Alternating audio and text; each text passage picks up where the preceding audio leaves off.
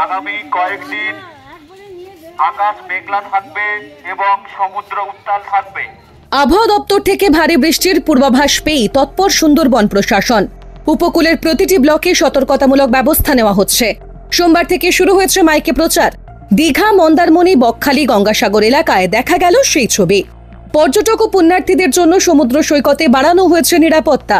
মোতায়েন করা হয়েছে সিভিল ডিফেন্স কর্মী ও পুলিশকে। পর্যটকদের সমুদ্রে নামতে নিষেধাজ্ঞা জারি হয়েছে। প্রতিটি ব্লকে খোলা হয়েছে কন্ট্রোল রুমও। মঙ্গলবার ভরা কোটাল, সেজন্য প্রশাসনের কর্তারা উদ্বিগ্ন। বাড়তি নিরাপত্তার ব্যবস্থা করা হয়েছে বলে জানিয়েছে প্রশাসন। টুরিস্ট, কোনো পিলগ্রিম সমুদ্রের ভিতরে যাতে বেশি না যায়, কোনো ঘটনা না ঘটে, তার জন্য আমরা সবাইকে অ্যাওয়্যার করছি। আমরা এমনি মনসুন পিরিয়ডের জন্য প্রস্তুত আছি। আমাদের জেলা প্রশাসনের যে নির্দেশ আছে আমরা সোমবারই প্রশাসনের কর্তারা জরুরি বৈঠকে বসেন সাগর ব্লক অফিসে। বৈঠকে উপস্থিত ছিলেন সুন্দরবন উন্নয়ন দপ্তরের মন্ত্রী বঙ্কিমচন্দ্র হাজরা। ডাউনলোড করুন এই সময় অ্যাপ, iOS ও অ্যান্ড্রয়েডের জন্য।